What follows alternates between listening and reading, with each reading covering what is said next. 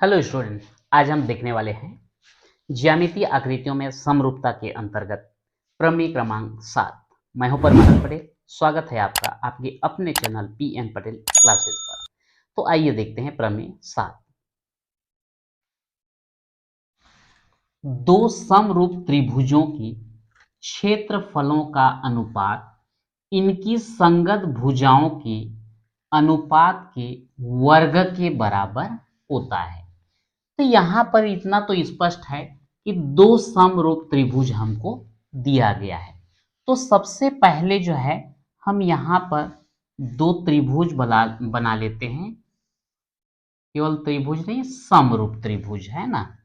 तो यहां पर हमने दो समरूप त्रिभुज तैयार कर लिया है। एक त्रिभुज है ए बी सी और दूसरा त्रिभुज है पी क्यू आर। तो यहां पर हम ज्ञात है में क्या लिखेंगे?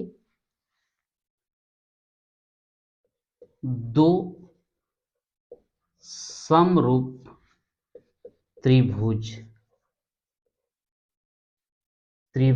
ए बी सी व त्रिभुज पी क्यू आर हैं।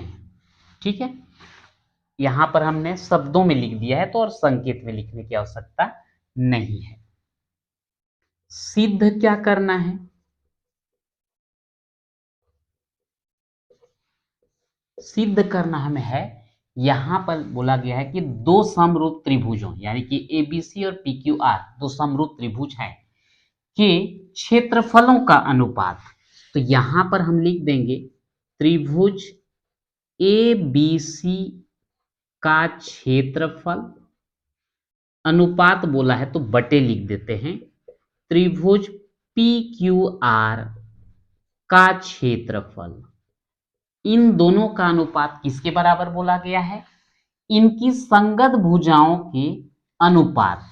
तो इनके संगत भुजा बोलने से ए बी और पी क्यू है, तो ए बी बटे पी क्यू अनुपात के वर्ग के बराबर होता है, यानी कि इसका क्या हो जाएगा? वर्ग। लेकिन अब संगत भुजा में केवल एक ही तो नहीं आते, और भी आते हैं। तो इसको हम लिख सकते हैं बीसी बटे क्यू आर, बीसी बटे क्यू आर का वर्ग, और ऐसे ही एसी बटे पी आर का भी वर्ग हो जाएगा। इन तीनों में से किसी एक को हम सिद्ध कर दें तो बाकी भी उसी प्रकार से सिद्ध हो जाता है। तो ये हो गया आपका क्या क्या सिद्ध करना था। इसके बाद हम देखते हैं रचना। तो छोटा सा रचना जो है यहां पर हमको करना पड़ेगा। तो यहां पे जो है बिंदु ए से यहां हम लंब डाल देते हैं ए एम, और यहां पी से लंब डाल देते हैं कौन सा? P N. तो यहां क्या लिखेंगे? ए एम लंब बी सी, ए एम लंब बी सी व पी एन लंब क्यू आर, पी एन लंब क्यू आर डाला गया है ना। यहां पे हमने दो लंब डाल दिया। अब इसके बाद क्या करें? हमको तो सिद्ध करने के लिए ये दिया गया है, तो सिद्ध करने के लिए दिया है तो हम यहां पे लिखते हैं उपपत्ति, और डायरेक्ट हम शुरू कर देते हैं। त्रिभुज ए बी सी का क्षेत्रफल बटे त्रिभुज पी क्यू आर का क्षेत्रफल। चूंकि हमें पता है कि त्रिभुज का क्षेत्रफल बराबर होता क्या है?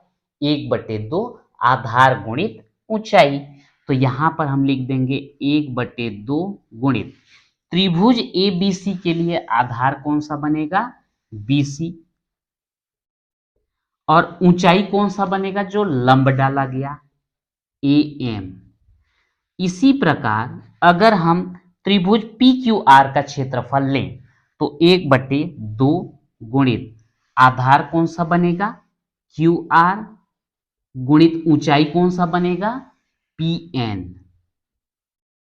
यहां पर 1/2 और 1/2 को हम काट देते हैं, बराबर BC/QR, एक ले लीजिए इसको, BC/QR गुणित AM/PN, AM/PN, और इसको जो है हम समीकरण नंबर 1 लिख के रख देते हैं। ठीक, यहां तक मेरे ख्याल से कोई कंफ्यूजन नहीं होगा। दो समरूप त्रिभुज ABC और PQR दिया गया था, सिद्ध करना था इनके क्षेत्रफलों का अनुपात इनके संगत भुजाओं के अनुपात के वर्ग के बराबर। उसके लिए हमने रचना किया, यहां से एक लंब डाल दिया, यहां से एक लंब डाल दिया।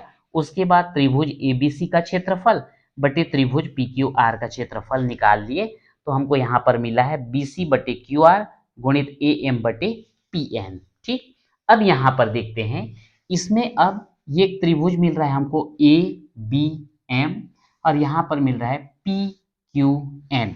तो इन दोनों त्रिभुजों को आप लेकर के आगे बढ़ते हैं। अब त्रिभुज ABM, त्रिभुज ABM व त्रिभुज यहाँ का ले लेते हैं PQN, त्रिभुज PQN में यहां पर अगर हम इन दोनों में देखें तो ये जो कोण B है और यहां पर कोण Q दोनों आपस में बराबर होंगे। कारण क्या है, ये त्रिभुज और ये त्रिभुज कैसे हैं, समरूप। समरूप त्रिभुज हैं, यानी कि संगत कोण कैसे होंगे, बराबर होंगे। तो हम यहां पर लिख सकते हैं कोण B बराबर कोण Q, यहां लिख दें कोण B बराबर कोण Q। कारण क्या लिखेंगे, चूंकि त्रिभुज ABC समरूप त्रिभुज PQR, ये इसका कारण बन गया। दूसरा, ये वाला कोण 90 अंश और ये वाला कोण भी कितना अंश होगा, 90 अंश होगा। क्यों, क्योंकि यहां पर लंब डाला गया था। तो हम यहां पे लिख देंगे कोण AMB, कोण AMB बराबर कोण PNQ, PNQ, और इसका कारण लिखेंगे प्रत्येक समकोण। चूंकि इन दोनों त्रिभुजों में हमने दो कोण को बराबर सिद्ध कर दिया है, इसलिए कोण कोण समरूपता के अनुसार ये दोनों कैसे हो जाएंगे, समरूप हो जाएंगे। तो यहां पर लिख सकते हैं अतः कोण कोण समरूपता प्रमेय से, कोण कोण समरूपता प्रमेय लगा देंगे तो त्रिभुज ABM और त्रिभुज PQN कैसे हो गए, समरूप हो गए। अगर समरूप हो गए हैं तो समरूप हो जाने के कंडीशन में जो है संगत भुजाओं का अनुपात भी कैसा होना चाहिए, समान होना चाहिए। तो अगर संगत भुजाओं का अनुपात समान हम ले लेते हैं तो ये AB/PQ बराबर क्या हो जाएगा, BM/QN बराबर क्या हो जाएगा, PN, क्योंकि इसके 3 भुजा समानुपात में आएंगे दूसरे के 3 भुजा। तो यहां पर जो है ये दोनों त्रिभुज जब समरूप हो गए तो हम यहां पर क्या करेंगे, हमको आगे किसकी जरूरत है उसको ध्यान रखेंगे, AM और PN, ये AM और PN की आवश्यकता है। तो हम एक काम करते हैं, AB/PQ, AB/PQ बराबर AM/PN ले लेते हैं, AM/PN। समीकरण अभी जो है 1 डला था, इसको हम डाल देते हैं समीकरण नंबर 2। तो ये AB/PQ बराबर AM/PN हो गया।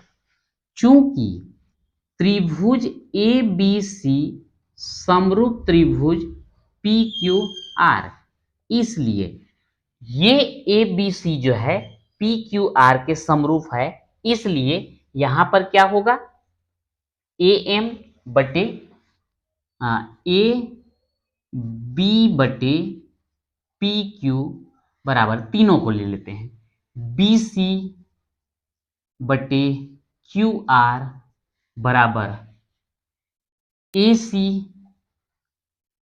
बटे PR। समीकरण नंबर 3 ले लेते हैं। अब यहां से जो काम की चीज है, AB बटे PQ बराबर BC बटे QR, समीकरण नंबर 4 ले लेते हैं। ठीक, अब इसमें क्या होगा कि ये AB बटे PQ AM बटे PN के बराबर है, AB बटे PQ BC बटे QR के बराबर है। तो समीकरण 2 और 4 अगर हम लेते हैं तो दोनों के लेफ्ट हैंड बराबर हैं, तो दोनों के राइट हैंड भी कैसे हो जाएंगे, बराबर हो जाएंगे। तो यहां हम ले सकते हैं समीकरण 2 व 4 से दोनों के लेफ्ट हैंड बराबर, तो राइट हैंड भी बराबर हो जाएंगे। तो क्या लिख देंगे, AM बटे PN बराबर BC बटे QR।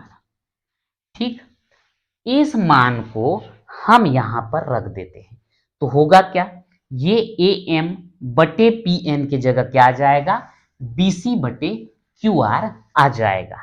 ठीक है, तो लिख देते हैं, यह मान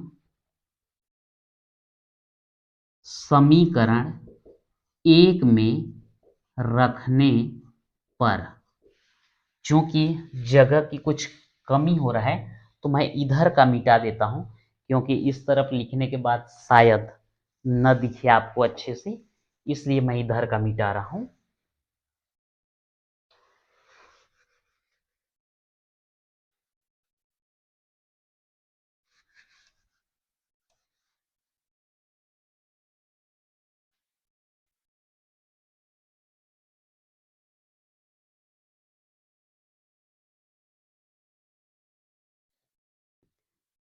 अब यदि हम मान रख दें, ये AM बटे PN की जगह इसको जब रखेंगे कहां पे, समीकरण 1 में, तो हमको मिलेगा त्रिभुज ABC का क्षेत्रफल बटे त्रिभुज PQR का क्षेत्रफल बराबर, ये BC बटे QR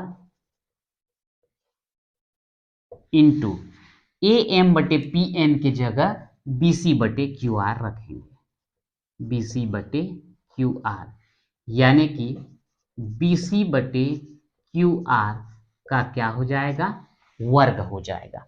चूंकि अब अगर हम देखें कि ये BC बटे QR तो AB बटे PQ और AC बटे PR के बराबर भी है, तो ये समीकरण 3 से अगर मान रख दिया जाए तो सीधा सीधा हो जाएगा AB बटे PQ का वर्ग बराबर BC बटे QR का वर्ग बराबर AC बटे PR का वर्ग।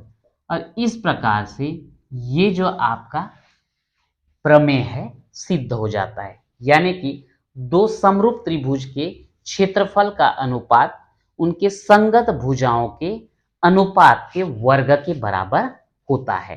तो इस प्रकार से जो है ये प्रमेय 7 कंप्लीट होता है। तो आज के वीडियो में इतना ही, मिलते हैं नेक्स्ट वीडियो में।